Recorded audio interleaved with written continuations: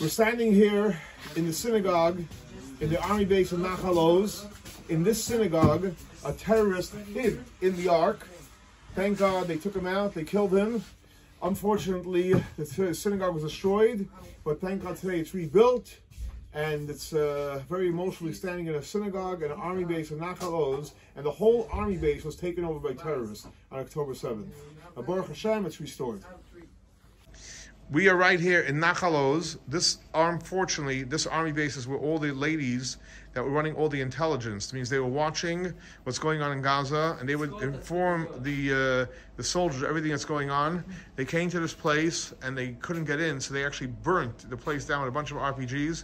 We're literally in the building and in the command center of the army in NachalOz. Look, the whole place burnt down.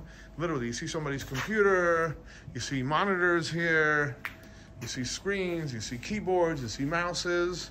Look, the whole place burnt down. Now there's memorial candles for the soldiers, and mainly actually female soldiers that sat here to give intelligence. Right now in NachalOz, this army base unfortunately was the first one that was attacked. There was 120 soldiers here on Sukkot. Every one of them unfortunately was killed.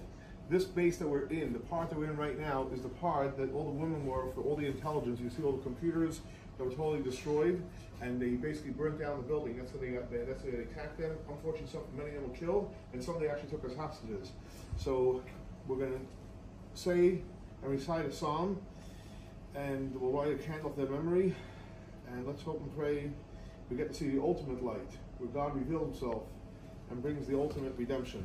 So we're going to recite Psalm 13, Lam Natseach Mizmor David, Ad Ono Adinoi Tishkacheni Netzach, Ad Ono Taster Shmanecha Yimeni, Ad Ono Oshes Eitzes Benavshi Yogim Lavavi, Yoimim Ad Ono Yoram Oive Elai, Habita Ineni Adinoi, Alehei Ha'ira Einai Panisha Mabes, and Yoimer Oive Yecholti, Sorry Yagilu Ki Imoid, Vani, so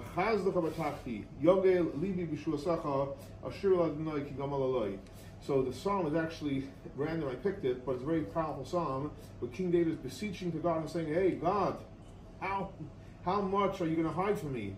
How much are you going to allow me to have such pain and suffering, and that my enemies are going to see me suffer? And look, God, lighten up my life. And as always, the psalm ends off on a high note, that me with my kindness, I trust you, Hashem, you're going to make me happy, and I'm going to sing to you, Hashem, because you're so good to me. Isn't that opposite emotions?